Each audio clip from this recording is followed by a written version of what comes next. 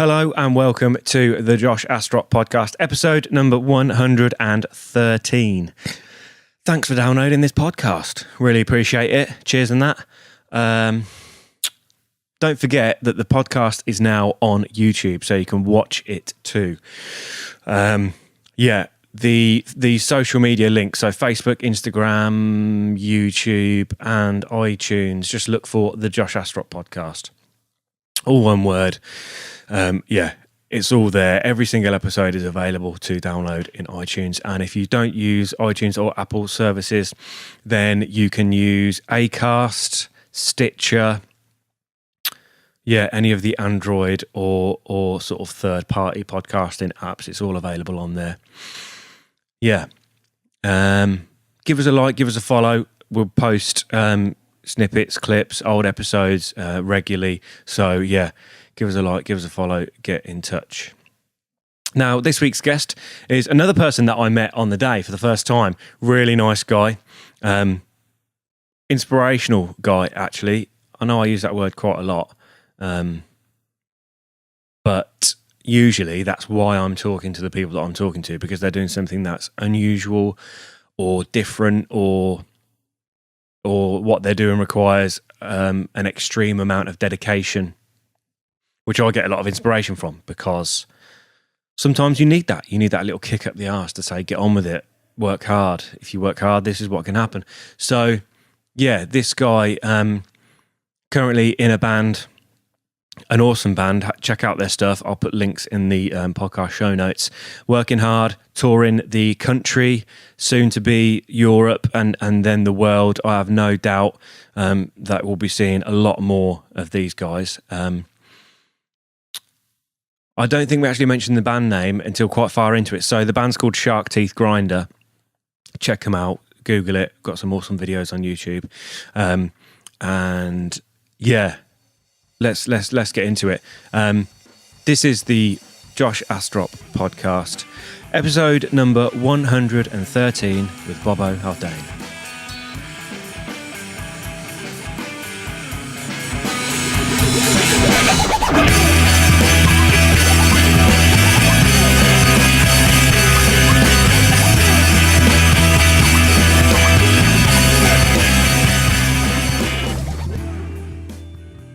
Hello, just a quick mention up top before we get on with the episode. We had some issues with the recording equipment, so for the first 20 minutes or so, you're getting audio from the mobile phone, so the quality is not great, but after that we switch over to the main two mics, so it sounds a lot clearer, so hang in there, you'll get through it. Just a tiny technical hitch. Anyway, on with the podcast. For a vocalist, I am not good with mic sounds. As long as it's pointing at your mouth, you're all good. It's. I had what was it? I had some sound man going mental at me. Yeah. Because it was his mic stand was very precious. Oh really? Like it weren't. That's weird. It weren't at all, and I hit it down, and the thing went straight into my hand. There was blood everywhere, and covered his thing in. Oh shit! And he went mental. He tried to charge us for it as well. Like.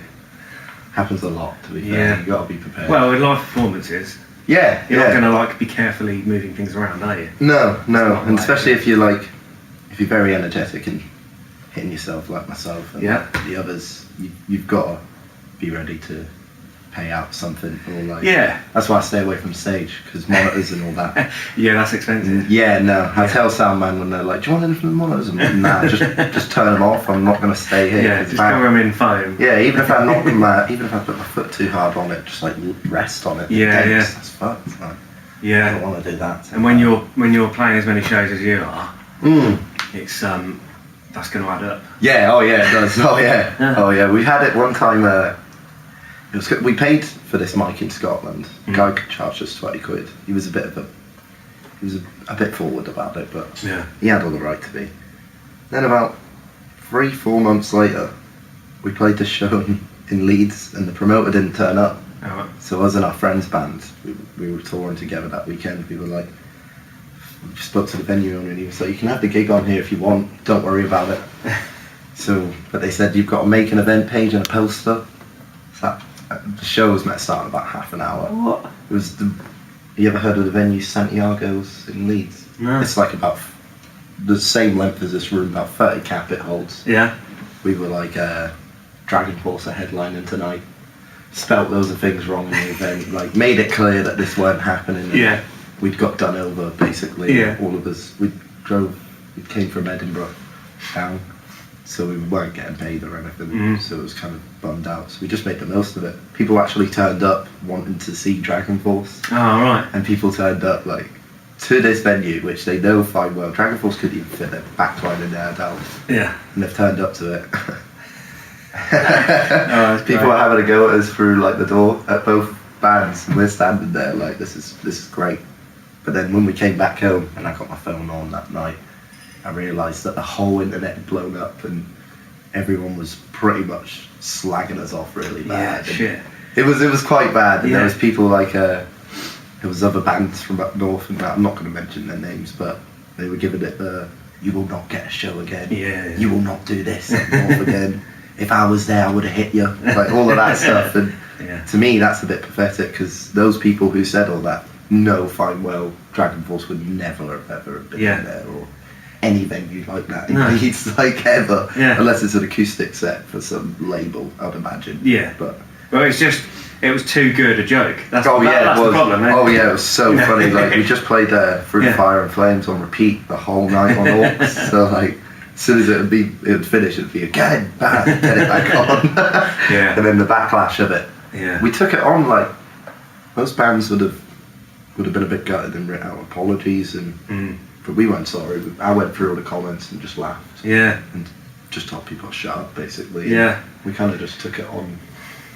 Yeah. As a positive. You can went forward. Yeah, I think you can. Comedians are having a hard time. Well, some are having a hard time at the moment by apologising for their jokes. And I don't unless you're blatantly offensive. Oh yeah. And your intention was to offend a certain person, then that's not a joke. Yeah, no, it's not. So maybe you should apologise for that. But if you say a joke that's meant as a joke, but it offends people, then that's what happens. Yeah, definitely. You apologise. That's how people took it, and I just thought, no, I'm not saying sorry. That was probably one of the funniest shows I've ever had. Yeah. It was probably one of the best as well, just because it weren't cared. No one really gave a fuck about it. Like, it was pretty decent, to be fair. It turned out to be an alright night as well. Like, we enjoyed it. That's cool. Oh, I like that. That's cool. So we should probably talk about your touring then. Oh yeah. So maybe go back to the beginning then. How long have you guys been together? We started out late August 2015. There was me, David, drummer, and bassist Ross at the time. We didn't have a guitarist. About a week in the writing, we found a guitarist. He came on board, Johnny.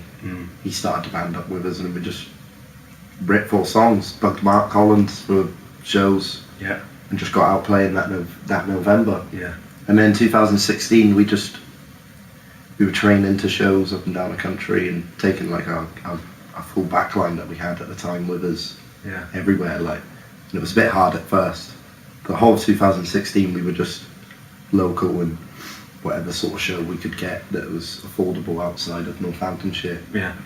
And then the start of 2017, we bought a van straight away. Our drummer Dave got a bit lucky with some money, so he just went, "I'm just going to buy a van. Like, I can't be bothered sleeping in train stations anymore." So we just bought a van, and that was it. We never stopped really. Like, we booked up February.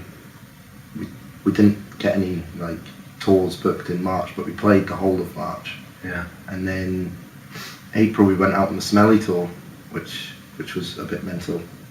And then what happened after then? Our guitarist left. As soon as we got back from the Smelly tour, he was like, I don't want to. Fair play to him. He's a bit older than us. He's like 25, 24. So he was like, I want to just get a flat with my missus. Yeah. Chill out. So we were like, fair enough, mate. Crack on. We didn't have a guitarist. Ever heard of a band called Principal? Yes, yeah. Beb weren't really up to much at the time because they had like work and stuff. So we contacted Beb and was like, "Do you want to come out and play some shows?" He hadn't toured, he hadn't done anything, so it was all new experience, same as us. Yeah. He came out from May till October, November. Pretty much smashed it. Like, he really got involved in it and enjoyed it, and then he got the taste and the hunger for it. Yeah. And was like, I want to do this with my band. I want a van. So him and Josh, the drummer from Principal, they bought a van, got out, and started playing shows themselves. But like, to us, we feel like we gave them that hunger back, and Yeah. they never split up, they never stopped doing what they wanted to, so like that meant more to us. And their belief in the band, we were just like, yeah, fair play mate, you deserve, you've got that fire for it, so fair. And then we had a day of thinking of what to do, and we just went, stuff it, stuck Ross, our bassist, through a guitar rig, just carried on playing shows, went out on a tour first week of December. That was with no practice as well, we just sort of winged it. Yeah. It ended up being alright, and we really enjoyed it. Like, and then we've just continued playing like that, and hoping that we're hoping that we don't come across like a guitarist now. It's like, we enjoy our company. We enjoy the space in the van. We enjoy that it's a bit different. There's not many mathcore bands that are doing bass, guitar, or bass and just drums and a vocalist. You'll get bands that are doing like guitar, drums, and running it through too, but there's no one that's doing just 4 strings. So we just, that's why we decided to stick at it, because we were like, something gives a bit of edge, makes people think maybe, fuck, they're more hard working than what they are. You know what I mean? Yeah, that's it. And touring's not easy, man. I mean, people feel like touring is like it's a fun holiday where you go out and play shows every night, which I suppose it can be that, but at the sort of level we're talking about, it's hard work. No, we're sometimes not getting paid for shows, and we're happy for that, because it doesn't bother us. Like most people say, I'm not driving up to Leeds for 25 quid or 30 quid or 35 or to Newcastle or something, but our van, the diesel, will get anywhere for about 30-40 quid really. There's not much difference off it. I think within a 2.5 hour radius, that's like 30 quid. That's good. So to be fair, like, it's nothing. We enjoy playing the shows, so we don't mind putting the money in. Like, if we've made an agreement with someone and we've turned up, like that happened recently, and we never got paid for it, then it's not fair. But if there's no agreement or anything, and the show's ace, like, we never really care, man. We enjoy just going around meeting people, playing with bands. I know the other two, they do love getting wrecked and having a bevy and that, so that's what it became. And then Europe this year, that's a lot of the shows on that door deal. Like, we've only been paid, we've only got like 3 proper payments on like 13-day tour, but they're like €150. So that to us is like kicking the arse compared to the UK. Like no one would offer us that around here, because you ain't got such and such backing you. You haven't got this, you haven't got that. And whereas we don't need anything like that. Like we looked for labels. We went out and had like to look for management and stuff. Like we've had contact with PR recently, but we need that. But the other stuff we don't need, and we turned it all down and decided, nah, let's just continue doing it ourselves. Like when we're out in Europe, we're playing a lot of like house shows, warehouses, squat parties and skate parks. It's not really venues where we're playing, and that to me is more an experience than to the others. So we're pretty buzzing just to be going out there. That's an unusual event, isn't it? I mean, it's probably going to be more interesting for the people that are going, and probably you as well, to play. If it's a squat party or a skate park or something where you don't normally go, and anything could happen. Definitely. That's the thing. Like you could turn up there, and it could be 100 people, 50 people, or it could be completely dead. But to us, if 5 people are in, like we've got a show in Utrecht, 5 people turn up to there, that's a house. That's 5 people we've never met in our lives, seen before, who are ever going to probably see us again. Only if they follow us online. It's like the only show we've sort of seen that has bad, well, it's not bad attendance, it's just we don't know the scenes out there and how they work, and not everywhere's Facebook and things. It's Sweden, and there's not really been a poster about for it, but I know the guy's sold tickets. I know he's been shifting and crafting, so that's not really a bother to us at all. Like even if we turn up in Sweden, there's one person there, and the promoter just had a free holiday in Sweden. That's fine. Like, I'll happily take where's that. the problem there? That's cool, isn't it? Yeah, that's fine. It's just when it's like you're renting a van, and it's a van costs quite a lot, 150 a day, 170 a day, and all of that. You can't really go on door deals at all. You need to have like a set payment and stuff, and like the riders we've been offered out there are insane. Like dinner every day in restaurants with wine and things. Oh wow! People cooking loads of food. There's sleeping We've never been offered a sleeping place in Britain. Really? Ever. Nope. Never been offered. Out there, it's the norm. Like, some guy's giving us keys to the venue for the night. He was like, just posting through the door, there's spares. Oh, right. So to us, that's like, whoa, this is a bit mad. Cool. It's completely different. That's funny you should say that, because the people that go and do the Twin Fest thing, they always say, or the 3 or 4 bands that I've spoken to that have done it, they say when they go to Poitiers and Marburg, that it's busy, the venues are busy, they get free food, people are just came back from there, and Miles, the bassist, he's like a really close friend of mine. He's Mark's sound tech. Oh, okay. Right. He said it was amazing. He loved it. Like, he was like, even though some of the people didn't know who we were or get our style and that, it was still sick. There was 150 people every night, like 80 people, whatever. That to me says that's incredible. Yeah. But I wonder what is the difference, because it does seem like all of those things you're saying, a place to stay, food and drink and money for gigs, doesn't seem to happen that much over here. Certainly not on that level of touring and bands. But I wonder what is the difference. Why are there people going to gigs over there more so than are here? Have you experienced that yourself in gigs over in other places in Europe? They're busier. This is our first tour over there, but from speaking with other bands, like our friends in Caligrant, they're like a black metal band from London. Right. They're playing pretty much the same place as we are, and I think they're just back now, or they might still be out there. They sold all their merch on the first couple of nights. All their shows were door deal. They were getting €80 pretty much a night.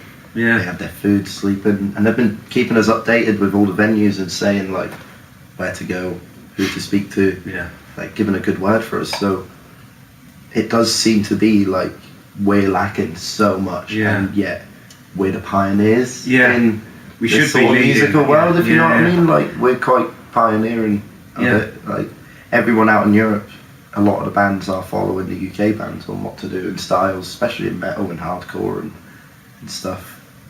But we're just lacking so much. Like, it's so bad over here at times. We just had a German band come out and do a few dates with us over here, and they were shocked. They were really depressed about like getting paid 35 a night, travelling, I think it was 16 hours from Munster to Guildford the first night, and they got 40 quid, I think it was. That's just like, to them, that's a proper slap in the face. Like, it's a real slap in the face, and I really don't get it. I don't get why people are scared to do it. There's promoting. There's promoters. You got promoters like Mark and Sky and all that. They're good people. They will go out their way to help out a band, especially if it's like, if your agreement's like 30 quid, and if you've played Wicked and brought wads more people to there than what they would have thought, they're going to pay you more.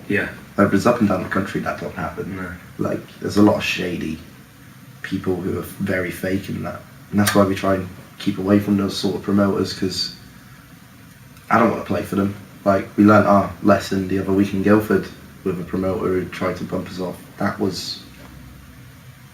hurt. Like, that hurt me, because the guy's telling me, you and Drinspur ain't getting paid. And I'm standing there like, what?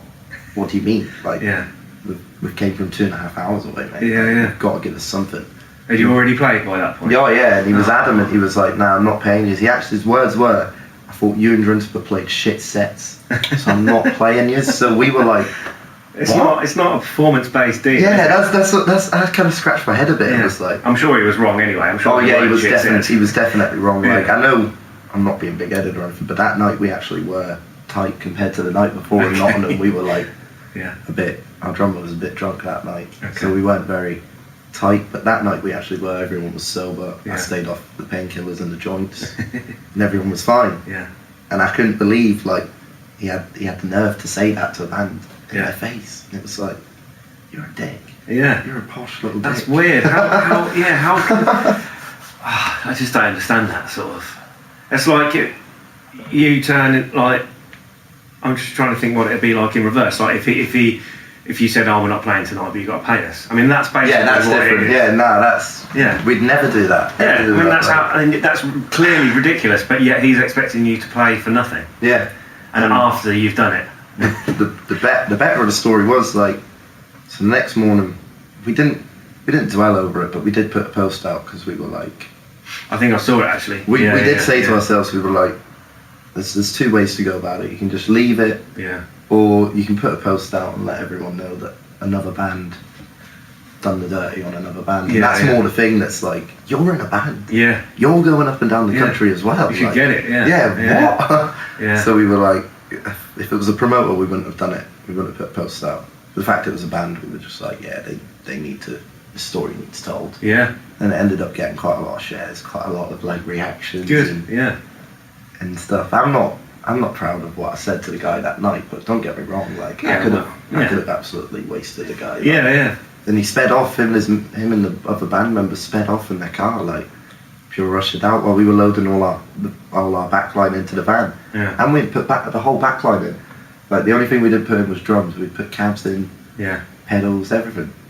And they just completely shoddied us out. That's weird. So bad. Like. And have they tried to reconcile it, or? Well, they messaged us and were begging for us to take the post down, so we were like, we won't take the post down until we see the money. Yeah. Like, when the money goes in our PayPal, then we might do it. So they sent the money and we're like, the money's sent, can you take the post down now? And I went, no. I was like, I'm sorry, but you really deserve this. You're trying to now blackmail us. Yeah, you're trying to pay your way out. Yeah, you're trying to pay your way out of getting like embarrassed, and you deserve to be embarrassed for this. Like that's it. If it's all facts and it all happened, then there was no denying it. Because if he gave us any bit of money, it would have been like, fine, mate. If he said, I can pay you tomorrow, I can pay you at the end of the week, even if he was like, I can pay you next month and I'm paid. Yeah, we would have been like, that's fine. We can lend the money somehow to get home, because we actually were on the red light that night and didn't have no money. Right. So we had to try and get a tap from one of our mates to bank transfer his son to get us home. Yeah. So if you would have said that or anything, that's understandable. We know we're going to get it, but no, it was just like, you're getting paid. So we were like, what?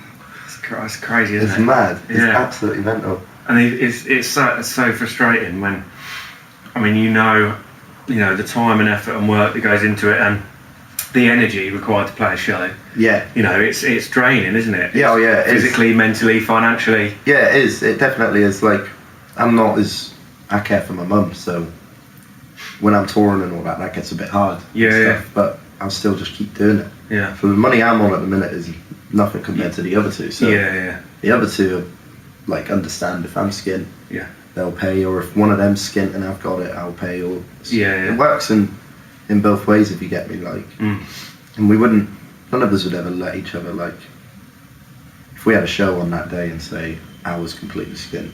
Yeah. Even if it weren't a big show, they're not going to miss the show because one of us is skint. Well, you owe us this. Yeah. And we want that this day done. Like, we try not to miss any show.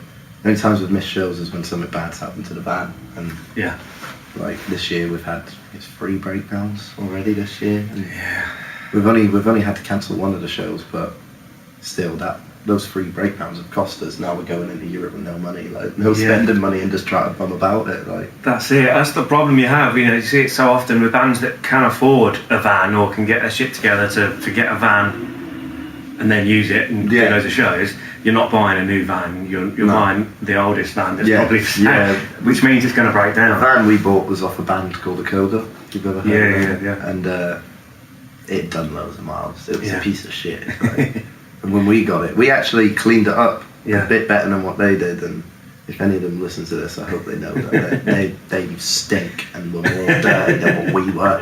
Right? That's Jake's band. So see him later. Please tell him like your band stunk. Even though it stinks now, but it's our smell. It's good. Bad. And then it's like we don't insure the van either. Okay.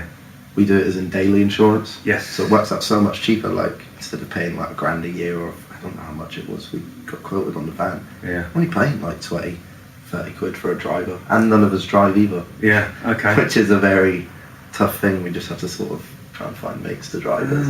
Okay. Interesting. None of us drive. Yeah. I've not heard of that before. My mum's drove the van a few times to shows for us. Yeah. And mates' girlfriends have drove the van, like anyone. Oh, so you can all drink? Yeah, kinda. We can do what we want. You don't have to worry about somebody driving. I won't drink though at shows. I'll do the fair thing. Like somebody at least needs to stay sober. That's true. For the driver, like, because it must be so horrible at times. Like, I've only done it a few times, driven for mates or But yeah, it's quite a boring thing to do, isn't it? I think, particularly if you're doing it regularly, and you're sober and everyone else is drunk. Oh yeah, definitely. Like, I can't. When you're smacking yourself every single night, because it's not just a gimmick where we'll do it one night. Like, we're like that every night on the tour. We'll be going mental, and you've got to keep the consistency up. Like, people do think we're just putting it on. It's not. Like, it's a release for myself. I sort of black out. I don't. Yeah. When those like 5 minutes of setting up and I take my jumper off, put a bit of water in my hair because I get really sweaty. Yeah. I sort of black out, and I don't really remember much from sets or like anything. And then I get a video back or something, and I see it, and I'm like, whoa, fuck, that's bad. Like, I wake up the next day and I'm covered in lumps and cuts, but you've just got to get on with it and keep the consistency of the live show. Yeah. No matter how long you play for, no matter where it is or what it is or who's at the show or anything, even if everyone's sitting down, you've still got to keep that 100% consistency of pretty much killing yourself every day. Like, well, I think that's why you've got the reputation that you've got. You know, that you're a solid band and that the live performances are genuine. Do you know what I mean? It's not like this is just another gig. No, like every gig is like every gig your is, first gig. Yeah, it's the most genuine. I feel anyway. Like, it is. It's just really like relaxing. I know people think it's mad, but when I'm out there and I don't really give a shit about anyone in that room or any bands or any like anything. It's just more about, I only care about those two and what they're gonna do and trying to watch what they're doing to keep me in time with things and stuff. Like, because sometimes if they're fucked, they'll play things faster, well faster. And it's so hard to keep up with. Like, sometimes we played with them.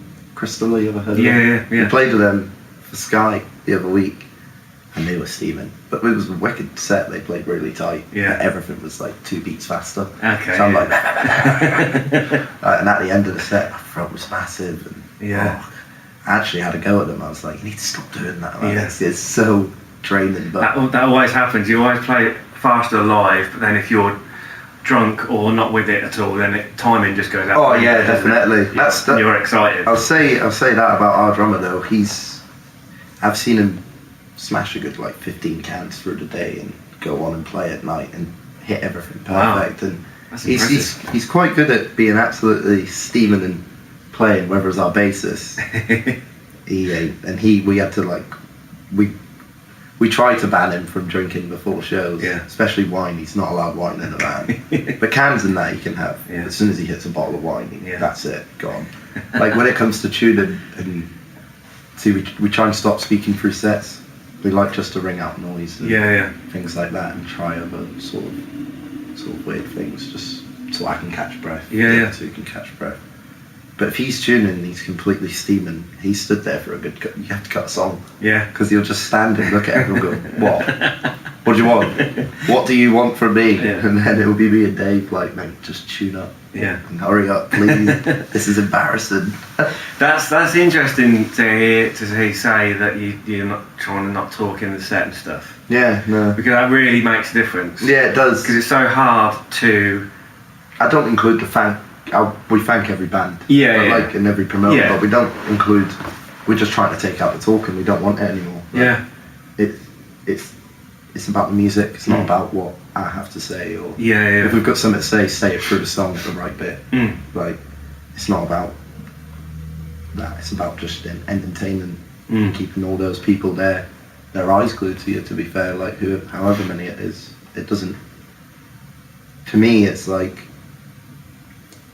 when you see a band who are like, big up such and such for this like very hard breakdown they do and things like that, that's just like, that just makes me cringe. Like, I get goosebumps, and if I'm at a show and it's like that, I'm like, whoa, God, why did he say that? Why did he do that? Why is he making himself look cool? And then when we play some hardcore all-dayers, or like with hardcore bands who think they're gangster, not ones who are actually good and don't believe in that, but who think they're really gangster and think they're rap artists and that. And to me, when they're standing there giving it like gun fingers and things, that's not that's not hardcore, that's not metal, that's not like anything, and then they're all online slagging each other off and bitching about this, that, and like all the allegations that were coming up. Just any band, like Decapitated was the maddest one. Said that all four of them raped like some girl or something mad like that, which never happened. Yeah. Like never happened in a million years, but people just jump on it. Yeah. And it's a shame because all of that stuff has ruined the metal scene in this country, because you can't do anything. You have to watch who you speak to, watch what you say. Like, don't get me wrong, we're not a disrespectful bunch of people. No. If someone comes over to the van and they're dicks, we'll tell them to fuck off. Yeah. But on that sense, none of us would ever go near girls at a show or anything. Like, that just makes me revolt, and people that do that, we have a strong, like, we're well against it, or well against it. Like, and if I ever seen anyone putting their hands on a woman, or even a woman putting their hands on a guy, or anything like that, I'd stop the set and wrap them like me around their neck and drag them out. Like, it's not my cup of tea. And we play with a lot of bands who just think they're too cool for school, really. And it's a shame. There's only a select few who we've met in the country who ain't involved in that. Like, all the local bands, they ain't involved in that. All the local bands do they're doing really, really well. And they all stay away from it all. Yeah. Which is really good. Really good. Yeah. But when you travel out and you see it all, and it's the arse licking from other people and stuff, it just makes me a bit sick. Like, we won't go out arse licking anyone. We don't really care about what other people have got to do or anything. It's just more about us and the music and continuing to write, continuing to play shows. Like, and if anyone comes up and speaks to us, or anyone who's interested in the band, then we will care about them, like, obviously. But when it's just fucked. Yeah. It fucks my head sometimes. Yeah. Like, thinking about it all and that, and being like, oh, look how fake it is. Like, if we were like that, we'd be doing, like, some bands we play with, you can tell they've choreographed their set. Right. They know what timings they're going to all jump up and down and do this little gay thing with their crappy 7-strings guitars, and it's not about that. No. It's about the deliverance of the set, if you get what I mean. Yeah. Like, you can play a riff, any hardcore riff, but when you're on that stage doing it, there's a difference. There's a way of delivering it, if you get what I mean. And a lot don't deliver it. I don't feel like we deliver it yet. I feel like we're in the middle of getting to that stage of delivering it, and when we write our album, release it, and that, I do believe we will be delivering something decent for people, not something fake, something copied, something that's already been done. Like, and that's the strain of it, really. Like, is trying to stay away from that, trying to be yourselves, trying to be you, and not to get involved in all of that. To stay away from all that sort of sceney stuff and everything. It is hard, but we're glad we're kind of different and don't get involved in any of that and stay to ourselves. You get what I mean? Like, and like I said, there's not many bands around that are doing that in a minute. Like, everyone's always trying to find out what such and such doing, who's touring this week and who's doing that. And it's like, nah, I really don't care who's touring. I don't care who gets announced for festivals or anything. I only care if we're getting announced for something. That's it. And people who worry about other bands and others and not their own music, it makes me a bit sick, man. Like, it takes away the hard work that some are doing. Like, because I'm not being big-headed, but we're slugging it every week. Like, we're completely slugging to every show and just going and going and going, whereas others are getting things handed to them and told what to do and how to act and how to be, and that's just that's not music, that's crap. You know what I mean? Like, it is. That's it's just manufactured, and it is. It's not genuine. It's not real at all, and it's not. It's just terrible, and it's disgusting how that's how it's went. From, like, I remember back in 2004, 2003, every local show was filled.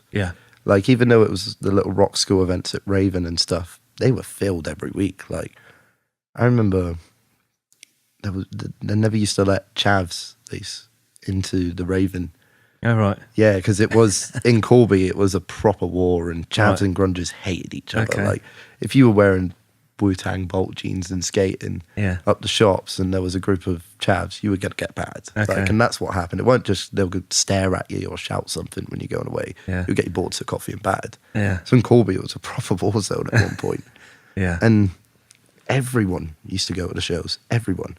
And no disrespect to Mark, because Mark's the sole reason why it's still going on in Corby of shows and everything that he's doing is amazing, like the Hootenanny and stuff like that. It's all amazing. And it's great to see that Mark's not given up and not quitted, whereas others, like myself, when I promoted, just lost it a bit with it and was like, nah, I don't want to get involved. And I look at gigs in Corby sometimes, I think, so not fair.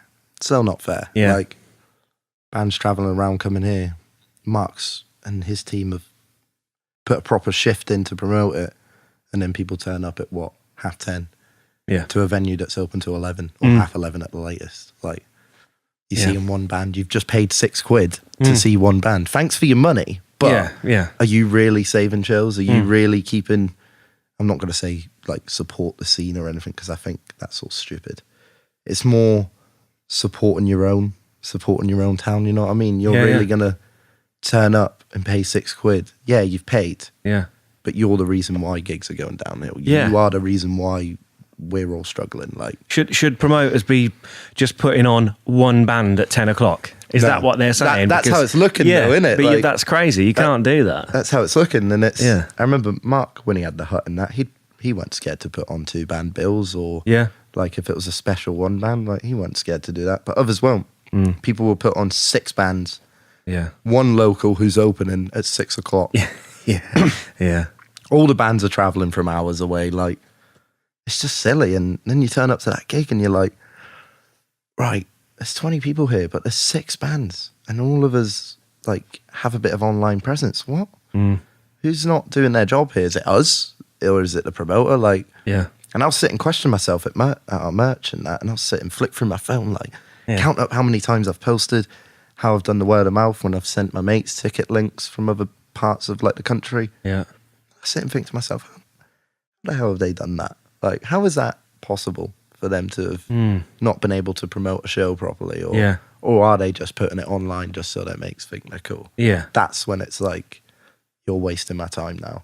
Yeah. And I feel like there's a lot of that in the UK, whether it's out in Europe, everyone who I've met so far through Facebook, emails, they all seem very, very genuine. Yeah. Like, the other week there's posters up in France and that. I know it's not really a big thing, but to us, seeing our name on a big poster, like good A3 size and that's wicked. Like, and it's in a different place where we've never even been before. Like Clermont, Fairland. Okay. And that's like, we're playing a place called Raymond Bar with a band called Hexes and a band from Tasmania called The Parrot. Random as, ain't it? And Hexes, they play about 250, 300 shows a year, DIY. The singer, Philippe, he's a machine. Yeah. Like, this week he's announced like 3 tours that are all like longer than 30 dates on it. And I've been sitting in my house looking like, and it's like everywhere in Europe. And he's moving on to Asia. He was telling me, I've just started Asian booking, US booking, Australian booking and that again. Because they went around DIY and done the whole world. Right. I hadn't heard of this band. I only discovered them last year, but just their story, like their music as well is incredible, but their story just caught me.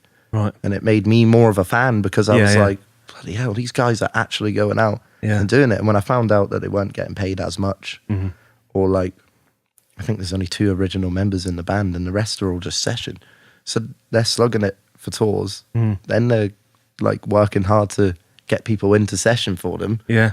And it's like, how the hell are you guys out there doing that? Like, my hat comes off to them every time I see something announced or anything. And the thing is, a few people in Denmark have helped us with our Europe tour, which is really, really random. We've played with 2 Denmark bands, Woes and Hexes, and then there's another one called Tellos. They're like more our scene. And we haven't played with Tellos yet, but we're booking like a tour with them at the minute. Right. But they've all helped us out.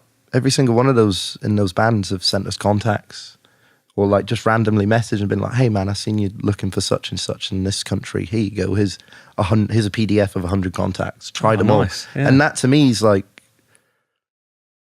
thank you. Like they must see that we're DIY and hard working and want to go out and do it and think, well, we'll give them, because I've never seen a UK band get shows with them. Yeah. Like Hex is out in France or anywhere. And you never really see UK bands getting on with bands from that far away and touring unless it's like set up by people. So the fact that we've crossed paths, met, and all of them are willing to help us out, willing to take us over to Denmark to play with them and stuff like that, to me is just sound. Like, thank you very much. That's great, isn't it? Because there's an element of risk to it as well, I suppose, maybe. I mean, they've probably seen your stuff or whatever and they like it, but they don't know whether it's going to work. Yeah, no, they're complete. The only band out of those three that fit us is Tellos, but the other two, they're like woes. Like, you ever heard of Devil Soldier Soul?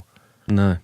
They're like a black metal version of them. Oh, okay. And then Hexes are like blackened hardcore. It's really eerie, really heavy sort of type. And Tellos are more mathcore. But for us to go out and tour with Woes and Hexes, if it ever happened, it'd be contrast, like complete different. We're mental smashing things up, whereas they're like, they've got a very arty performance that's very good, and they use lights and things, and it would show us up every single night. Like, we'd look like complete chumps compared to them. Like, but the fact that they've helped us out and made that connection with us, it's good. It's a good feeling knowing that there's other people out there that want to help your band. Like, and especially they're from how far's Denmark from here? Yeah, ages. Like, yeah, exactly. To me, that's like wicked. Yeah, that's pretty cool. Like, to reach out that far. And like, I'll say, like, the guitarist from Tellos, Victor, he's a really nice guy. Like, really nice guy. Never thought I'd meet anyone that far and have sort of a connection with them. Like, but we all do, and that's the difference with it, and it's good. That's it. I think that's what it's about, isn't it? It's you know, you're sort of, without sounding too I don't know, too much of a hippie. Not that there's anything wrong with that. No, but like, you know, you're doing it because you love the music, but then you're also meeting other people that love the music, and then you're making new mates as well. Definitely. It's like you're all sharing the same thing, regardless of your lives are probably completely different. Yeah, that's what I mean. Like, when we met a band in the UK, we've known since we sort of started. They started about, I think they were a month after us, but they're called Black Coast. Right. They had a bit of money in that because they're all a bit older. They work and have full-time jobs and have houses and cars, whether we ain't got anything that. So they all paid for a bit of management and got out on tours straight away, which is wicked. Like, it gave us the hunger. Watching them get a van, watching them do it all in such quick time, gave us the hunger to do it. And then meeting them, Dead Hands, Monasteries, Golden Death Mask, Goblins, all the London mathcore bands like Pupil Slicer, Death Goals, Who Cares, who are punk, hardcore, Pints, just all of them who have met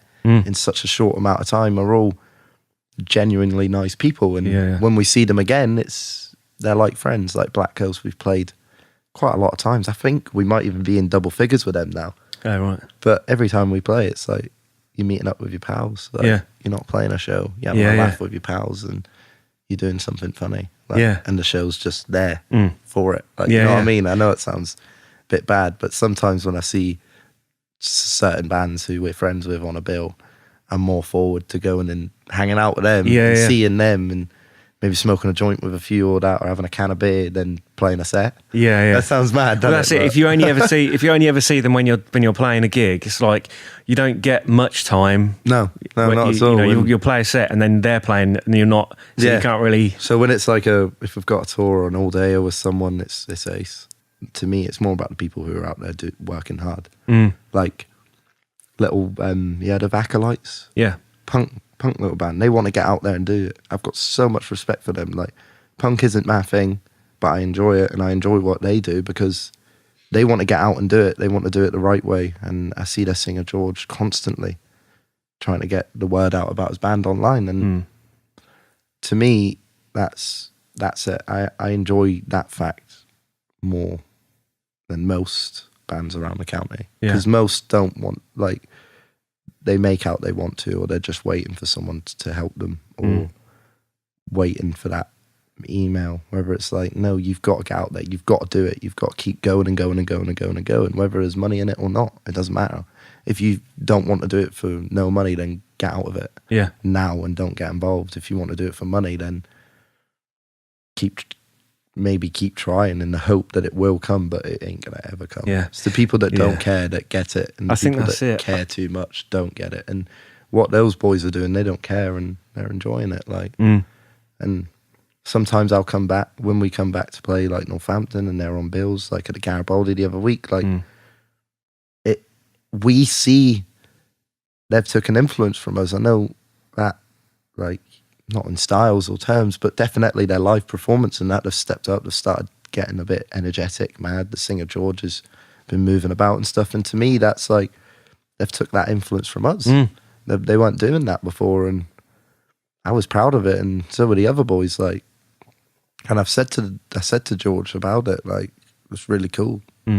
Not smacking a mic off your head. I don't promote that at all. And anyone who does that is silly. But he's learnt that from us, and that put a smile on our face, knowing that there is someone that gives a shit about us. And there's some people that want to influence off of us and from around the local scene and that. And that's why you do it. You don't do it for anything else. You do it to make people smile, I guess, and to get people involved in that. I think you'll have been influenced in some ways, whether it's consciously or subconsciously, to do whatever it is that you do with your voice, your body, whatever. And then, you know, and we're all like honing our craft, aren't we? We're not finished. We're constantly changing, trying, maybe definitely. I want to do it. So that's all it is, isn't it? It's just constant trying to find whatever your thing is. You just got to keep finding that path and that route of where you want to be in the sort of, like, in the industry, as I'd say. One of our biggest touring influences was Akelda. Right. A lot I used to hang around, well, I still hang around with all of them today, but when they're coming back off tours and Jake say come around mine to sit and chill and tell me stories and that used to make me be like, fuck, I want to go out and I want to sleep in a van. I want to sleep in a van for 5 days, and I want to not wash. Like, that sounds ace. I want to live out of service stations. That sounds wicked. And then when you do it, it's like, this is ace. Anyone who says it's not ace and it's hard, like, it's depressing. In that, it's that time spent in that van with those boys is probably the funniest time you'll ever have, like, and probably the best time, because you don't really care. Like, even when times go down and the van gets broken down or something, you just got to make the best of it and just crack on, I suppose, and not stop ever. Like, there's no, if we'd sat back and waited and tried to get a guitarist and put all the posts out and things like that, I believe I wouldn't be sitting here now, and I don't believe we'd be going to Europe. I believe we'd have to have took a massive step back in where we were going and what direction we were going, and to calm down. And it would have ended the band, because after a month of not doing something, or 2 months of not doing it, no one really wants to do it, do they? Like, no, you lose the momentum. People lose the momentum, and that's why it was like, nah, we're not going to do that. We're just going to keep going and going and going and going, and prove people wrong that you don't need to sit back and wait for something. You don't need to put a post out and try and get someone. You can just literally go and do it. Like, our stuff's not meant to be played on just bass, but we've somehow done it. Like, well, you made a situation that was potentially like a weakness or a problem, and you've actually turned that into something that's unique about you. Now it made us feel, we feel better now. We feel we're in a much better place than what we were. Don't get me wrong, it is more knackering now. There's a less member, because you do have to up the energeticness, because you're missing that. Like, Johnny was very he was very angry. He had very what's the word for it? Anger in his sort of stage thing in that, and he used to like smash his guitar up and everything every night. He went through quite a lot. And then when Beb came into the band, he was a bit different. He weren't as confident as what Johnny was, or myself and Ross and Dave. He was a bit stepped back, and if it was touring, it would be like one night he'd play tight every night, but one night he'd go mad. Next night he'd chill out because he's a bit tired. Next night go mad. Whereas you've got to be on it. Yeah. And that's why we were like, who from Corby is going to put money into this and want to tour? Like, I know there's people in bands and that, but they ain't going to want to go around the country every week or like long tours every month and stuff like that. They don't want to do anything like that. Like, and it was hard. It was hard because it was a big decision. Like most metal bands wouldn't have.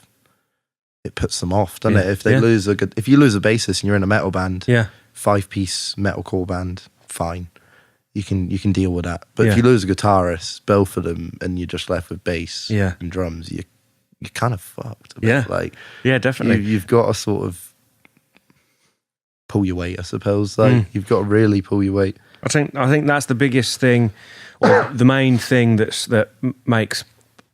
stops bands from playing and calling it a day. I see it here all the time, that someone leaves, for whatever reason, and then they like have a little break, and they think about it, and then they get out of the groove of like rehearsing every week or gigging, and then they're like, they've got no rehearsals booked in, they've got no gigs booked in, and they're like, can we be bothered to start this all up again? And more often than not, it's like, no, we can't. Yeah, and that's what kills it a bit, doesn't it? Like it does knock the wind out of people to say, like, and it is a hard, tough time if you've had, especially like Johnny was a founding member of the band. We're all best mates. Like, we're all going to his wedding this year. So that was when he said he was leaving the band. We were all pretty gutted about it. When Beb said I'm leaving, it was like, right, he's filled in. Yeah, he was a part of the band. He recorded the EP. Johnny writ it, but it was like, we can get through that easy. We can move on and just go for it and just continue as free and not really care what people say. And it's funny when you turn up to shows and you got like the old boy who's a local in the venue, 50 years old, screaming at you, "That's not metal. You're not playing a guitar." And then at the end of the show, they're coming up to you like, "Jesus, that was heavy. Thank you. Oh, nice. Like, you filled that metal in the night and that." And it's like, well, yeah, mate, like there's two rigs there. It's going to sound the exact same, just different. Yeah. You know what I mean? Like, it's just a bit bassier than what it normally would. And people don't, like, people say like, "Oh, you're doing the royal blood thing." That infuriates me, because it's like, no, it existed before them as well. Yeah, didn't it did. Yeah. There's so new. many bands that used to do it. I'm pretty sure that Death from Above were about before then. I'm pretty sure they were. If they're not, Lightning Bolt, they're too, aren't they? Exactly. Yeah, they've seen so many bands that have done it over the years. And it just had to be done. Yeah, it had to be done. There was no other way. It was either that or stop the band. So we were like, we're never going to stop the band. Like, that's the perfect example. It's something that crops up all the time when I'm talking to people, that like something happens in their career that, or whatever, in their music or whatever, that it's like a major problem. Someone quits the band, or they're given a good opportunity. One that I've mentioned before, Steve Grantley, Stiff Little Fingers drummer, he had a audition for The Clash years ago. Oh, bloody hell. Yeah, and he didn't get it, and he was like, fuck, that was my opportunity to be a musician for the rest of my life. And obviously he's gone on to do amazing things, but at the time it's like, that's it. It's all done. It's over. Yeah, it's but it's just not always the case. You hit the wall, don't you? Yeah. Like, what film is it? The Running film, Run Fat Boy Run, where he hits the wall. Yeah, you get that in the music industry constant. You get that about 100 times a year. Yeah. Where you hit the wall and you're like, God, what are we going to do next? Yeah. I've ran out of ideas. I've ran out of what to do. Like, you've just got to keep going and going, and in the hope that it not pay off, but in the hope that you get somewhere. Like, we recently turned over 1,000 likes on Facebook. Cool. Now, to us, that, to most people and most bands, that's like, 1,000 likes, well done. Yeah, but it's significant. I remember doing it here. Yeah, we never paid. We don't pay for sponsored posts. We don't put money into social media. We're against all that, and we stand with just organic and keep sharing ourselves, and in the hope that other people share it. If someone don't share it, doesn't really. It's not the end of the world. There's 3 of us in the band. We can do it. Like, but all of it, that's took us 2 years to get to that point. Yeah. Like, we believe if we put money in, I believe, and actually I know if we put money in, quite a lot of it, we'd be well ahead of where we are. Yeah. Pardon me. To the on C&I, we'd look a lot more better than what we are, if you get what I mean. Like, people would look at us as is a real band. If you've got it's unfortunate. You're right. Unfortunately you're right that if you've got 5,000 likes over 1,000 likes, people will look at you differently. Oh yeah, regardless of how good you are. Oh yeah, definitely. But, it shouldn't be the case, but it is. Yeah. No, it should never be the case. Like everyone's the same. Yeah. Like you just all writing different songs. That's it. Like we're all singing the same tune, but we're all just doing it differently. Yeah. And there's like Canvas, band called Canvas from Leighton Buzzard and Milton Keynes sort of area, right. And that. They've stuck DIY their whole time. Yeah. And they're now on like 11,000 likes or something. And I'm pretty sure they only sponsor music and merch, which when you get to their point and you're doing it as a full-time job, yeah, you do need to spend a little bit to promote your merch and get people to buy. There's a difference. Yeah. But before they were doing that, they were doing what we were doing and just sticking at it and going for it. And they're one of the hardest working bands I've seen in a long time. After members splitting up and like things just not going their way, they've took it as a positive and just absolutely rinsed it. Yeah, and to me, that gives me like the kick up the arse to do it.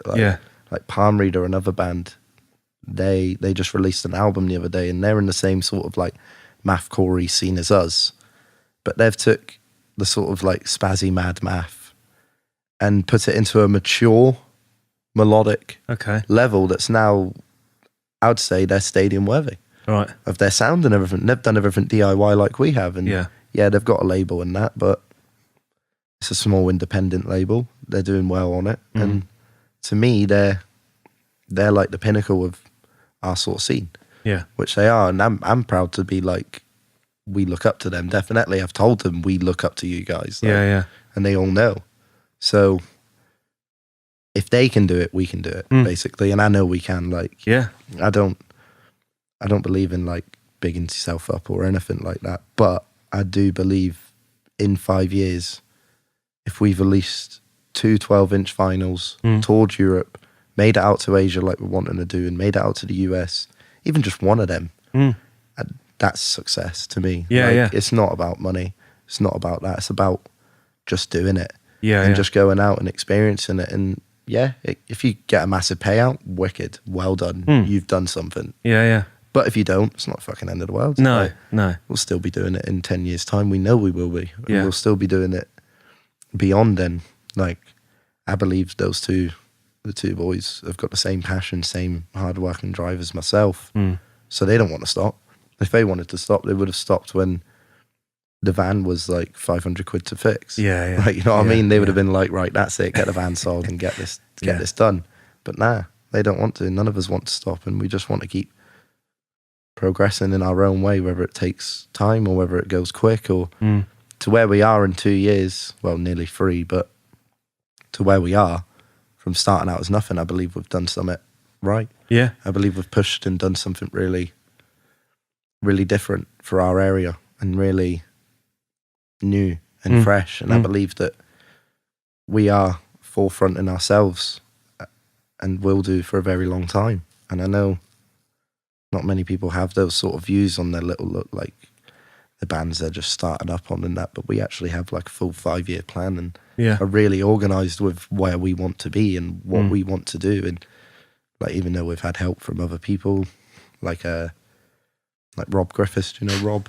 He's a promoter from Northampton. He's put on, I think so. He's put on grindcore shows, mathcore shows, and Yeah. he's really just in it because he loves watching bands. Okay. And if he books a show, mathcore show, there's 20 people that turn up and he's got a £250 bill, everybody's getting paid. Okay. And he is not letting anyone leave that room without their payment or anything, even if it's like skinting him completely. Yeah. And he has to pay out loads out of his own pocket.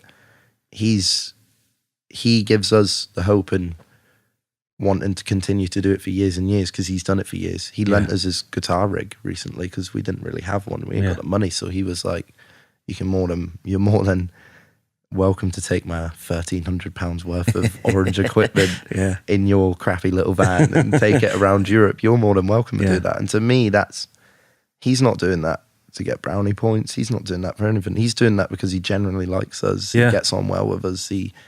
he wants to see mathcore from this area, or even hardcore, or even metal bands. Yeah. He wants to see them do well and go out and do something. So he never gave us that just because he's a mate or that. He gave us that because he really wants us to go. Like he doesn't want us to stop. And to me, that's, and to the band as whole, he's one of us. Like, he is completely one of us. Anyone that's done work for us is one of us. Like, and they've turned into our friends. Like all the photographers we've had from the area, like people we recently took Joe Guppy, his company's called Sinners in Transit, but he just turns up to shows, message bands, says, can I come photograph yours? We met him months ago. Now he's coming out on tours with us. He only came out on his first one March, couple weeks back, and he enjoyed it. He really enjoyed it. And now he's getting offered from other bands to go and shoot for them, and from other people who've seen his work with us, and his quickness, like his content, the way you can get it out is hours. He'll do photos, done, video done, send it straight to you, and because it helps you. Oh yeah, you get pictures. It helps him. He gets experience, and then he gets other work as well. Exactly. So everyone wins. And with Hannah Hatch Photography, who filmed our video for Grieve, she'd not done like any sort of live band work or any music work. She'd only been doing like, she used to go out and explore and stuff like that, which is, all her editing skills are insane. Like, you should check them out. They're insane. Okay. They're really good. And she hadn't done anything. We picked her up one day and she came in the van with her mate Jodie and got on well with us. And just every now and then when she's got time off work and things like that, she'll be at the show with us, and she'll be in the van hanging out with the others, having a drink and stuff. Like, and that's how it is. It's not about like anyone. There's also a young photographer called Amy Demidow Photography from Northampton. She's really good as well. She's just went off to uni, and I think her first show was us as well. Oh right. So to me, or to the band, they're getting work for us, and they're doing something and learning something through us, and gaining something through us, and we're gaining off of them. And it's a nice feeling to know that you've made friends with people who aren't just doing work for you. They're actual friends. Like Joe they want to do it. Joe wants to be there every week. Joe's in touch with me every week asking, when's these dates? What's this? What you got coming up this month? And that's insane to me. Like, because we don't have money for those things. We can't pay for those things. Like, one of the things that really revolts us is anyone riding off the back of bands. Anyone riding off the back of them for money. Anyone snooping around them thinking like, oh, they're going to get somewhere, so I'm going to go and I'm going to offer my services, and I'm going to like just bug them, really. See, those types of people, they're scumbags to me. And anyone who comes to us like that, I have written some strong emails and been like, look, mate, you can fuck off. We're not about that. And I've just told them straight, like, don't ever contact us again. Kerrang magazine, I told them to fuck off. Yeah. And that'll probably affect us in the long run. But maybe. I'm not. But you got your integrity. Yeah. So they sent this big stupid email. Obviously, it's just a robot thing that does it. Or maybe it was someone real. They've sent this big stupid email that's like, we can do all of this, blah, blah, blah, highlighting everything they can do for you. Yeah. And then you're a young band at the time. We toured once. We hadn't had anything else. It was just last year. So you're a small band. You think, whoa, they've contacted us. This is insane. You could email them back like, yeah, we really want to come. We want to do this, blah, blah, blah, blah, blah. And you get the email in that's like, well, here's our price ranging, 250, 400, 500, 600. And it's like, what? Yeah. You've contacted me asking if I want to come and do this for you. And then when we've been like, yeah, give us a date, you're like, yeah, that's cool. Well, this is how much it is. Yeah.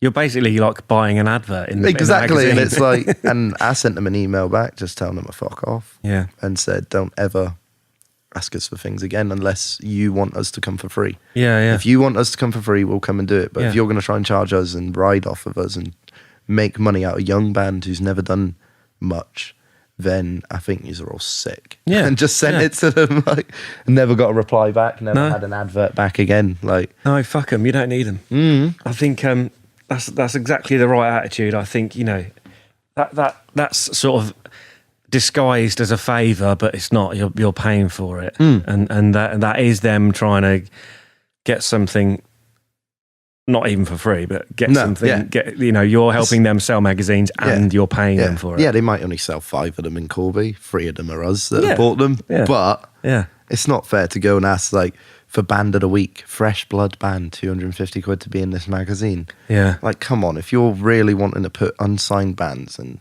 help out bands that haven't got much, then why charge them for that tiny little section on a page that's like that? It makes you think, well, do they know that bands can't afford that, or do they just expect you to be like asking your parents and getting loans? Exactly. My mum doesn't even have any money, so I couldn't even ask my mum. My mum would be like, get tea. But it's like, who's sat behind in those offices saying that? And then you pay for all that stuff, and then you look down on the fresh list, and then you look fans for fans of, and you think, oh, they're gonna have like our influences, and you look and it's like Devil Wears Prada, A Day to Remember, and then some of a metalcore band, and you're like, we're not even that.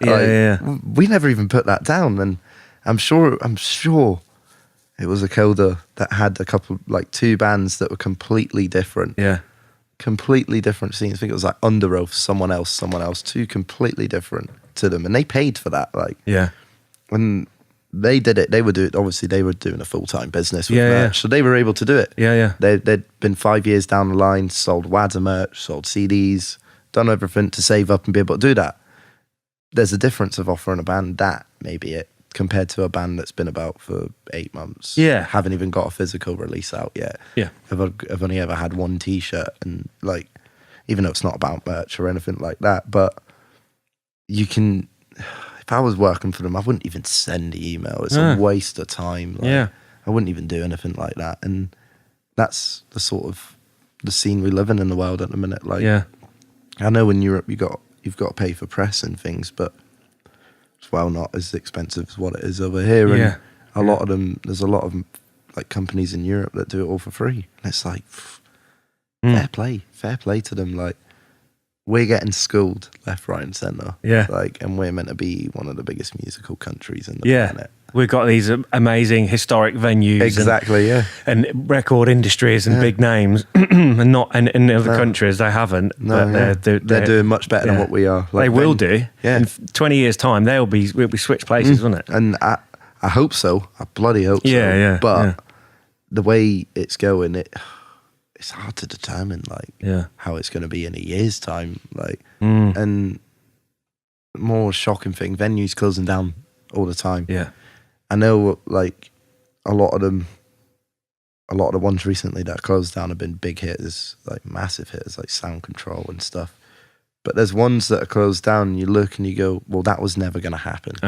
Like, that was never going to work in that place. And it was a shame on Mr. Collins when it happened at the Hut for him the second time, because it was like, I worked the bar and I used to also help Mark out with promoting and just general, like, helping the venue out. I'd be there, even on days I weren't working, I'd be there at 5 o'clock, helping Mark open up, and Jim, the others, like, and just, it was a home. But then when they got done over and that took off them, it took our home away. And it killed Corby.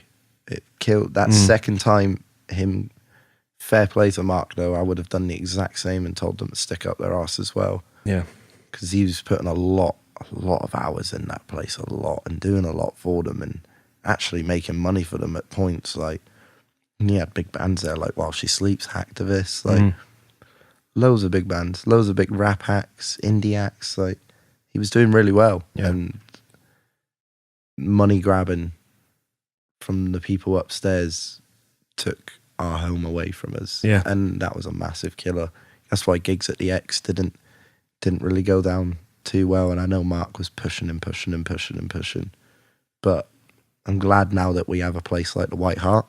Because it's smaller, it's more efficient. The people behind the bar actually share the event pages.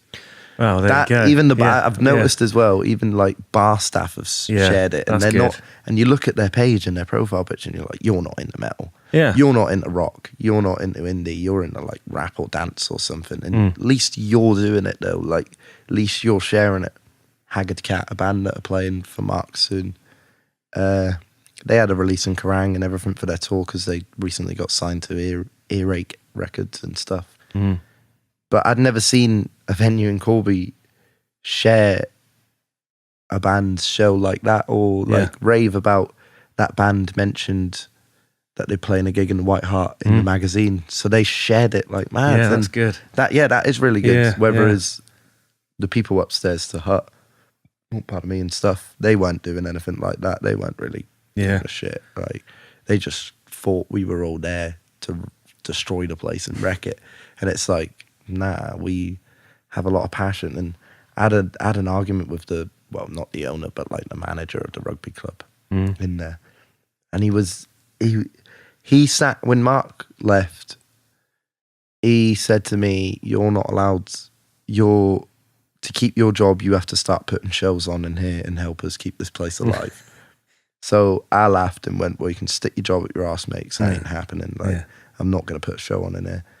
And for weeks, I got hounded by him on Facebook, hounded by his wife, hounded by the other assistant in there. It was like, you're bugging me to come back to somewhere to put shows on in a place that where I looked at as a home, many others have, and yous have rinsed that off us. Yeah. Tried to take the piss out of a certain two people. Yeah. And now you're trying to tell me that I have to come here and put shows on for you.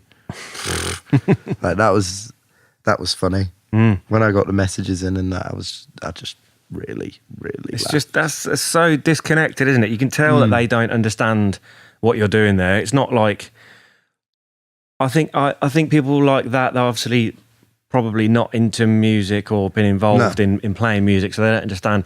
You're not just like creating something and selling it. It's like you're trying to build a community. Yeah. It's not a community centre. It's got to make money for the the beer or whatever and the rent and stuff. But it has to be a combination of a community and a business. Yeah. It can't be one or the other, because if it's just community, it doesn't make money. Yeah, if it's just beer, then nobody's turning up. Definitely. And the thing is, they used to moan about, oh, we need to sell beer, we need to do this, we need to do that. They weren't cleaning the pipes out. Yeah. I poured a pint one night, it was a Guinness, and you know when a Guinness is wrong because of the colour of it. Okay. It was out of date.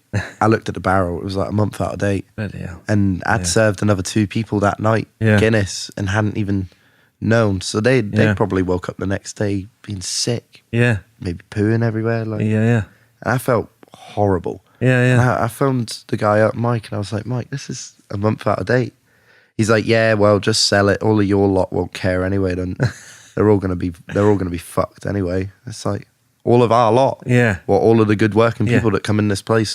Give you money. Give you money and keep it open. They never wanted the venue open. They wanted their rugby club and their rugby team thriving. Yeah. And their rugby team was like the worst in Corby. Okay. So it's like, well, you're moaning about a dying rugby team over something that's making you guys money. Yeah. Like, come on. Could have, I mean, there's a better way, if it's in their interest that you are happy and that it does well, because obviously they benefit from it doing it well. Yeah, they don't have to go to your things and you don't have to go to their things, but you can both exist. No. When they used to come in, it used to be so weird on the door, to be fair. Like, you've got a bunch of like youngins coming in who are all wanting to go to the gig and that, and then behind there's like a couple of old boys from the rugby team upstairs walking in, giving you the looks and that because you're sat in their little club. And they opened a venue up there but didn't like the people coming in and didn't like the people who worked in the venue. Right. So they just closed it down. Yeah. It's just so stupid. But they tried keeping it open but failed miserably. Yeah. So they just kept it shut. And to me, that's just like...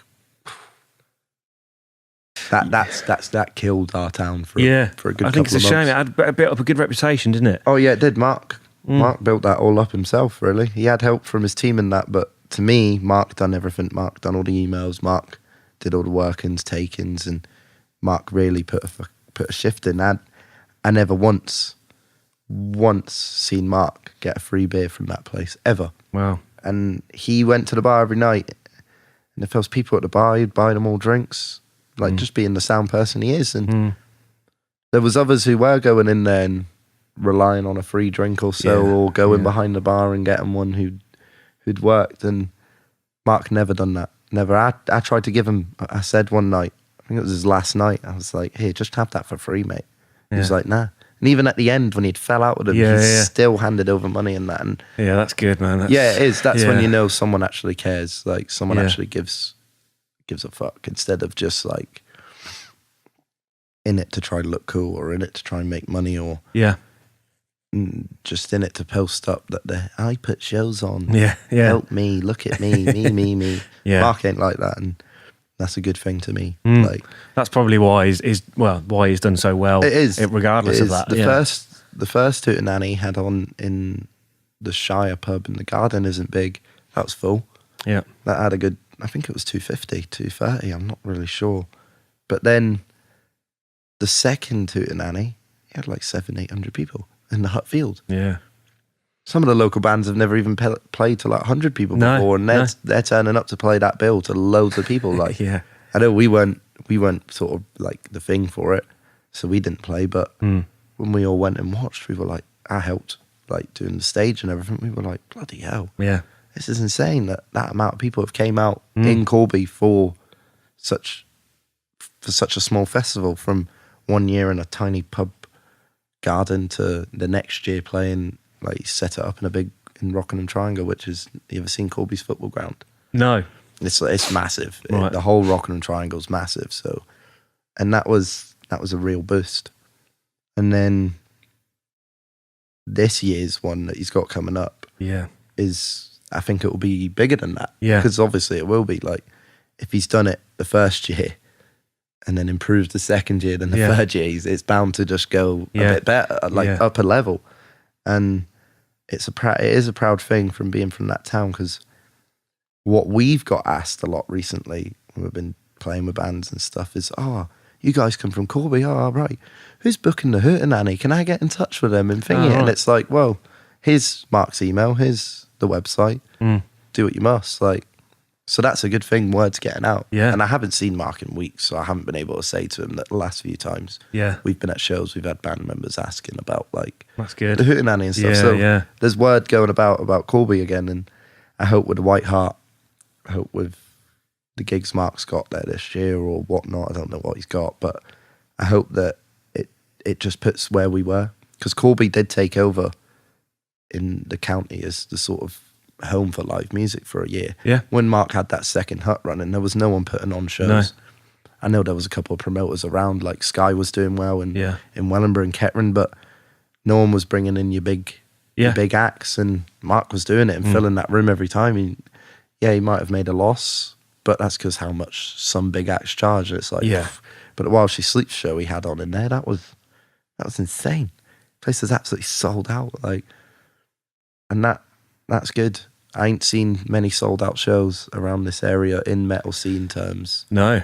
For a long time. No, neither have I. Since those sort of shows, it just won't probably happen again. Like, I know Sky's got Hot Fest, which we're playing this year, and he's improved on the lineup. He's got a bigger, better venue. He will fill that out and probably do a Mark on his second year. Yeah. Like, it's guaranteed.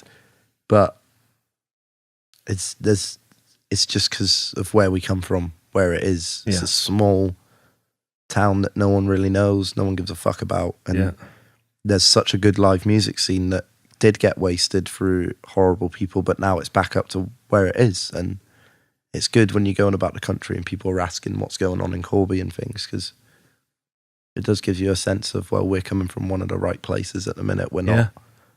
The trends are like, there's no one trending, no one sort of like trying to copy this band or anything in Corby. Everyone's just sort of doing their own thing, like, and that's ace. That's one of the best things you can tell from a local scene. I think so. If all the bands are out there doing something and wanting to work hard and wanting to go for it, then fair play. Yeah, like that's I think all that's that it. matters. Maybe it was the situation or scenario that had to happen, that there wasn't anything.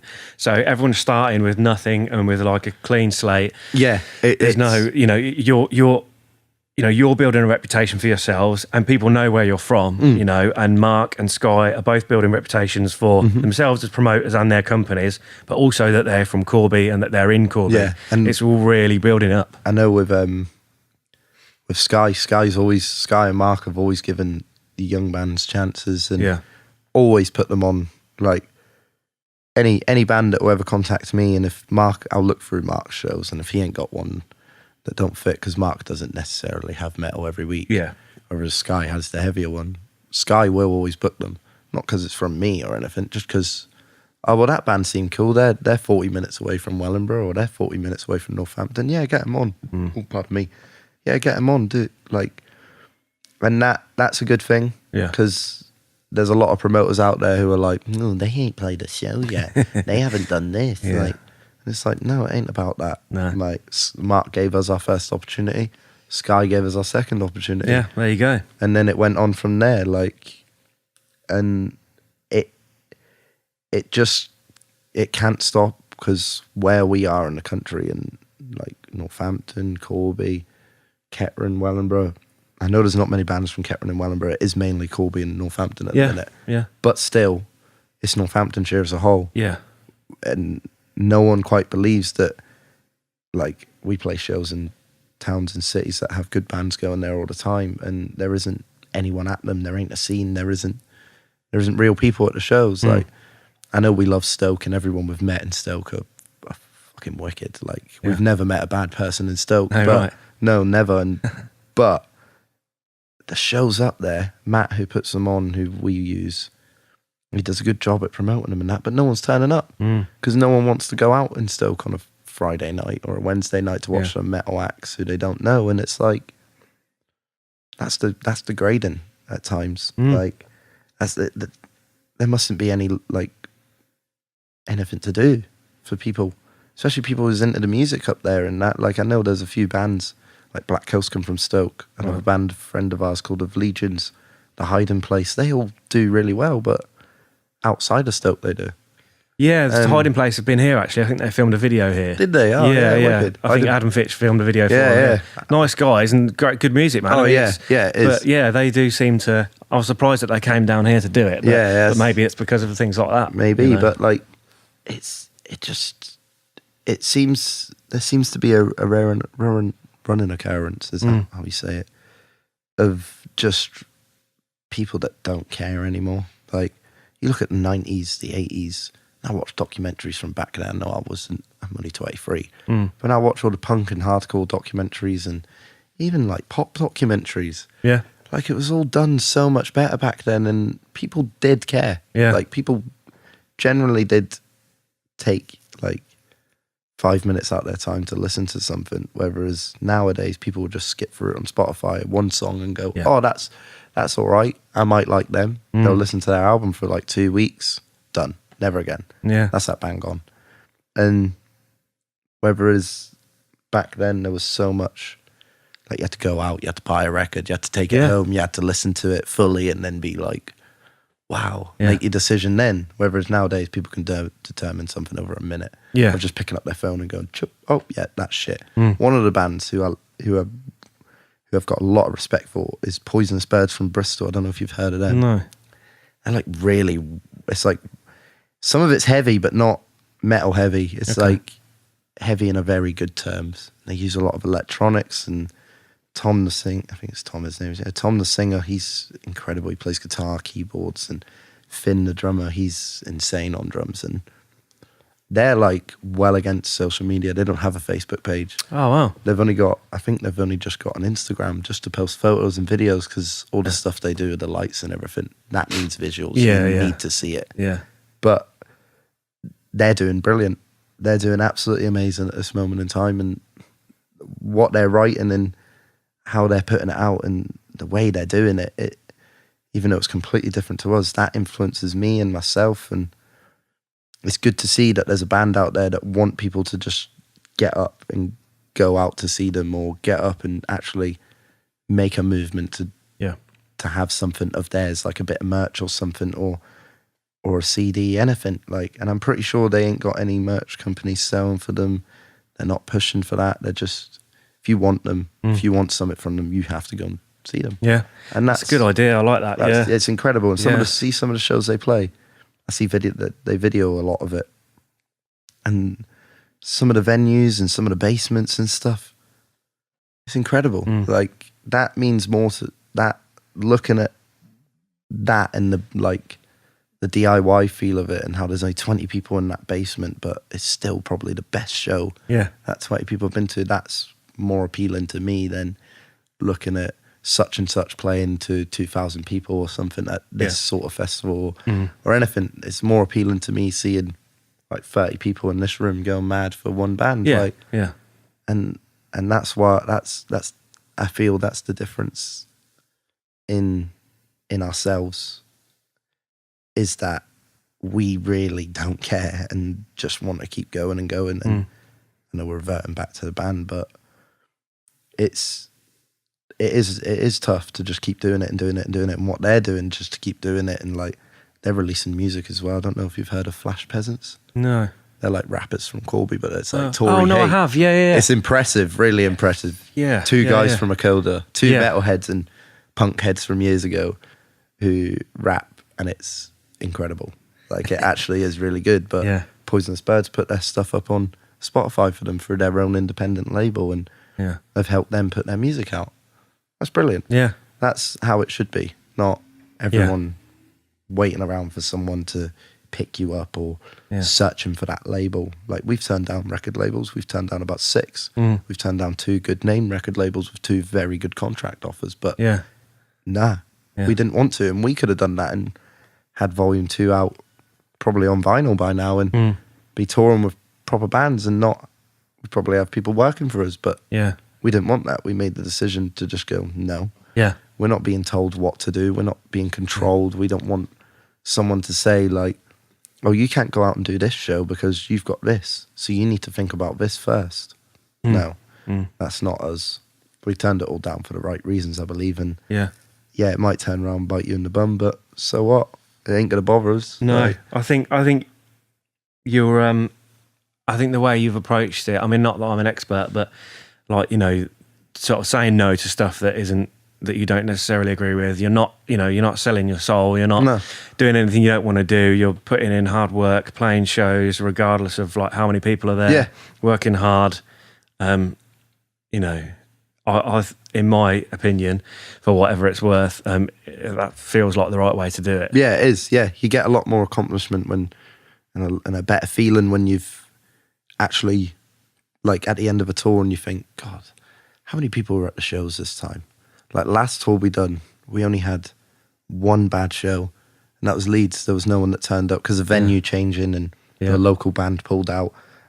We know a few people in Leeds, so like, I think it was about 8 people we knew who we're friends with came to the show. So we still pulled those 8. Yeah. But every night was at least over 50 people. Like, the Garibaldi show, that had loads of people out in the basement. That was about 40, 50, and that was rammed. And then the second show at the Crawford with Canvas, that was absolutely rammed as well. We haven't ever played a show to that many people before. We'd played to 100 and just under, but there was definitely more than that night. And we had a day off, and then the second night in Nottingham, even though we were a bit crap that night, we still played in front of 60 odd people. That was ace. Guildford, even though it was a bad like show and we had a run in and stuff, but there was still at least 50 odd people there. And that now to us, compared to touring maybe 2 months ago and before, when we done the EP release tour in January, like, we were supporting other bands on that tour, like just jumping on shows just to play shows so we can promote the fact that that's coming out in a couple of days. And it was a bit like the other bands never helped promote. They just had their managers and booking agents set the shows up, and then they left it. Whereas we're turning up to them, and I know we're the 3rd band on. Like, we ain't never played this place before, but we've promoted it more than what they have. We've put the word out. I've found like groups in that town and city, Yeah. and just posted the shit out of them to try and help. Like, Yeah. or I've there's been a few times I've filmed up music shops and that before, and said like, can you give this a share from your town? And like, it's not necessarily our show or we're like opening on it, but I want to promote us. I'm not promoting the other bands or that on the bill. I'm promoting us. Like, whether that means everyone gets a bit of promotion, it does. But it's a shame to see bands thinking that they're better. They're better than the rest because they've got such and such. And the reality of it is, we feel we're doing better, but without, and we feel we're going to do better without having such and such telling you what to do or worrying about others. Again, it revolves back to the worrying thing because it is all like that. But we're just happy. And like next year, we're looking at going Asia. Like, that to us is going to be massive. Like, some people might look and go, oh, you're only playing practice shows and like you're only playing little DIY squats and stuff. But it's like, it doesn't matter. Fuck. Like, we're going out to a place that's a good couple of 1,000 miles away or however far it is. And we're going to play. Like, I'm 4 shows in on it, on the booking terms, and we're trying to do 14 dates. Right. That's going to cost loads of visas and stuff, but ain't got any backing. We're just wanting to go and do it, and we will do it, and we'll go to America next, and we'll do there as well, and we'll do Australia. If me and our drummer are allowed into Australia, we'll do Australia. But there's nothing that should stop a band from this county or any county in the country to go out there and do it. You don't need anyone telling you how to do this, how to do that. Or like, one of the things I realise as well with a lot of bands, they've got the people booking their tours, the bands ain't even speaking to the promoters. They don't even, unless they've played for them before, they don't even know who this guy is. So it's on the day they're turning up, like they're waking up in their van or someone's house, and they look at like a tour sheet if they've got that, or the emails of the booking agent sent. Then they'll find their name, the promoter's name out, who he is. That to me is like, well, how the hell do you know you're going to get 60, 70, 80, 100, 50, or even 30 people at that show if you don't even know who the promoter is? Like, and that's why I prefer booking all the shows, and that's why we prefer doing it ourselves, because the promoters we know, who we're friends with, we've made real connections with. And a lot of them ask us back regularly. Like, a lot, it's not just someone bugging them with a tour package or anything like that. A lot of the promoters we know and who want to book us all the time are contacting us now. And that's after me for a year being that guy who's banging on the door constantly. Can we have this? Can we play that? But now we're getting asked, and that's a sense of accomplishment. Like, it means more getting asked to do these things than going out and like bugging people for it, if you get what I mean. No, definitely. That. It means a lot more. Like, the Ingested show, even though that was a different band and like, complete different sort of people at that, but that promoter hadn't heard of us before, hadn't seen us. I don't know if he'd seen us actually. Never even added me and spoke to me or anything. I don't even know if he downloaded our stuff.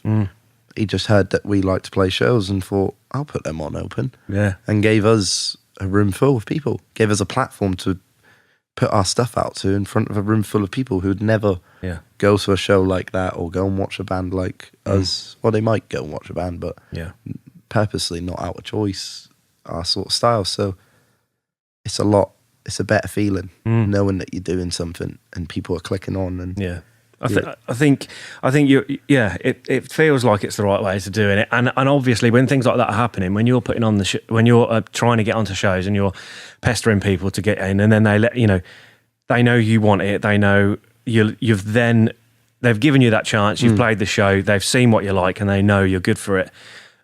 It feels like there's just that reliability, that relationship. They can trust you. You've done something for them, they've done something for you.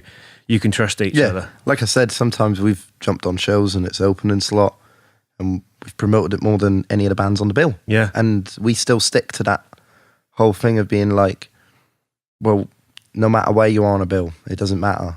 Even if you're the smallest band, like I noticed Friday show coming up we've got in London, it's like a 7-band bill, and some promoters would be picking and organising it and who the likes, how many, yeah. and that's horrible. We've got more likes on Facebook than the other bands, but we're not better than them. Yeah. They're all like, two of them, the headline and main support, they're insane. The headline, I'm pretty sure, is just back from the US, and they've only got about 300 likes on Facebook, 400. But they're pulling crowds. That's all that matters. Mm. It shouldn't be based on electronic likes and social media stuff. It shouldn't be based on anything like that. It should just be the rawness, the hard work, and the ones who are actually out doing it and who are going to continue to go out doing it. Like, And it just makes me sick sometimes. Like, it honestly does. Some of the people around, and even when I'm like speaking to them, it's like, you ain't got a fucking Scooby-Doo, mate. You literally ain't got a clue. You're well done. Well, they won't last. They won't last, man. They won't be there like you are, and I have no doubt that if you continue to do what you do, then there's no reason why you can't achieve everything you've planned to do. It's you've gotten as far as you have in that nearly 3 years because of what you're doing and how you're doing it. So it's so that it's just going to keep getting better and better. And we feel like when we first started out, there was bands around us who we were like, they're doing well, they're doing this, they're doing that. And then now you look, and the reality is they weren't doing much then. We just thought they were, and they're not doing much now. And that gives me a pride, because I'm like, well, that's a good thing. Because we started out looking at them being like, I wonder if we could do that. I wonder if we could get out and do this. But we've actually took it upon ourselves and went and done it. And are going to continue with it, as where, it's good writing, it's good hanging about with each other, it's good practicing, it's good doing all those things, but it's not the real hard work. It's not going out and doing it and doing it and doing it and keeping to. Like I said, we don't practice. We can't practice. Some weeks we can't even afford it. Even though it's only 20 quid to mark. We literally can't afford it some weeks. So we just got to, if it's a big show, we've just got to literally panic ourselves, and in the hope that we play all right. And sometimes we do, sometimes we don't. Fuck it. If you don't play all right, it'll be funny. We'll just get wrecked in the van on the way home. And if we play wicked, we're still going to get wrecked in the van on the way home and have a good time. So it doesn't bother us. No. Like, it really doesn't. And the more and more that we keep doing, we do realise there is a lot more people who are talking about us and coming out and saying things, or coming to people in other bands who have heard about us and just have turned up to shows. We've never met them before, and they're like, I just came just to see if yous were how yous were. Like, I keep seeing mental videos of yous and that, and I just wanted to see it. To me, that's we're doing something right. And it is a good feeling. It is always going to be a good feeling. And like I said, we don't worry about others. I'll sit and think about all of that stuff, and maybe have a little read online on articles and read album reviews and stuff. But again, we don't want to involve ourselves with all of that, and we want to stay away and just continue to just keep pumping it out as we're doing. Like Raging Speedhorn, when to us, having 3 of them at our show, 3 members from them at our show, that was our EP release show in January. The drummer Gordon had messaged me saying like, I hadn't heard of yous, blah, blah, blah. I want to come. So we guest listed them. And they came, and like, they've got a lot of experience. They toured with Slipknot and things like that. They went around the whole world. For those 3 guys, Frank, John, Gordon, to say, you guys are wicked and yous have got something going, that was like a dream come true to us, because they're huge. And then they shared us. The share they shared us, that got us 200 likes. Wow. They shared our video, and it got us an extra 200 likes. And I watched them all come in, and every single one, it's you're a mutual with them, with the singer of them or the guitarist. And it's like, wow, they actually did do that and mean it. They didn't just do it because we're a Corby band. They've done it because they actually like us, and they're all really nice guys. And John asked us for a t-shirt a couple of weeks ago, because they were playing. You ever heard of Hammerfest? Yeah, it rings a bell, yeah. Massive festival in North Wales. Like Okay. indoor sort of 3-day, I think it's in a holiday camp. Right. Okay. In, what's it? Butlins, not Butlins, the other one. Fontins. That's the one. It's in a Fontins. But Yeah. there was like 3,000 people at it, and John was wearing our T-shirt.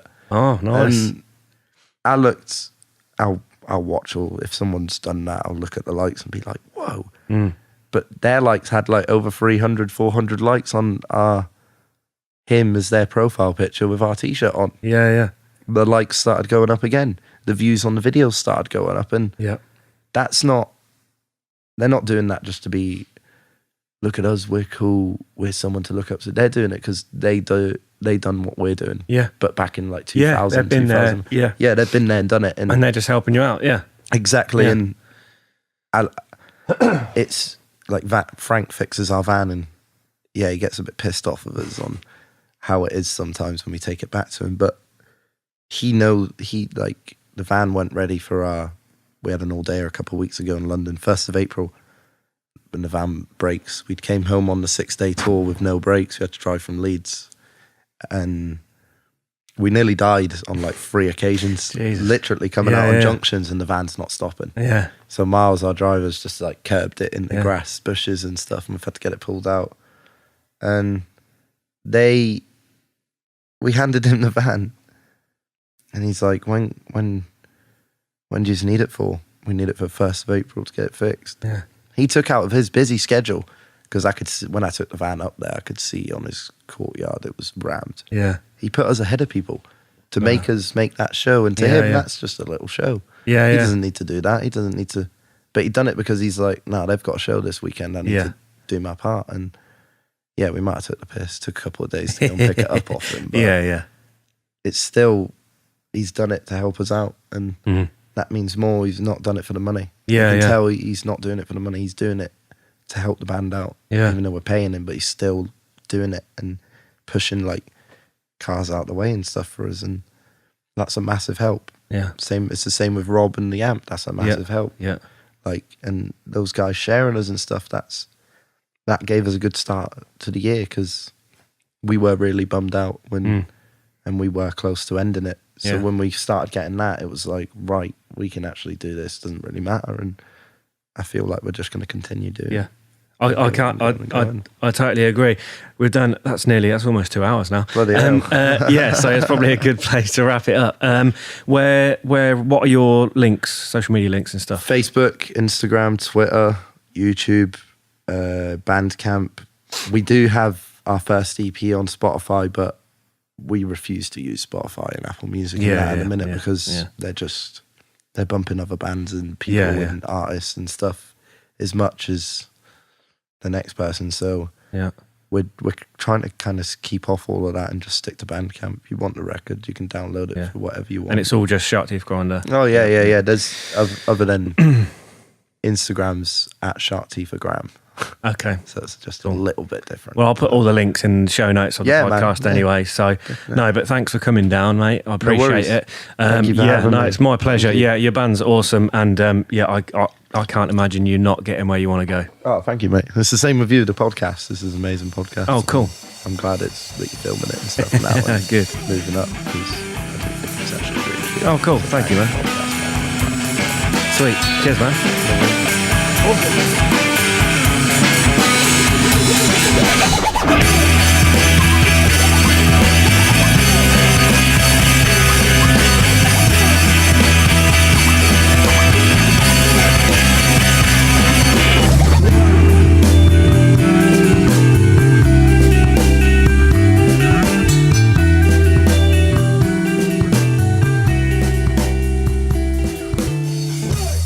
So there it was, the Josh Astrop Podcast, episode number 113 with Bobbo. What a nice bloke. Interesting, and the determination and drive that guy has got is impressive. They've had a lot of success already, the band, and I have no doubt that they'll continue to have success.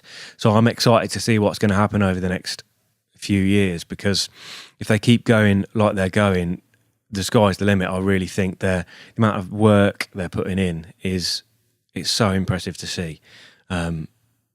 yeah, I was going to say, let's hope that, you know, they start getting those big shows and start selling out tickets and crowds and things. But I don't even think it's hope. I think if they keep doing what they're doing, then it's going to happen.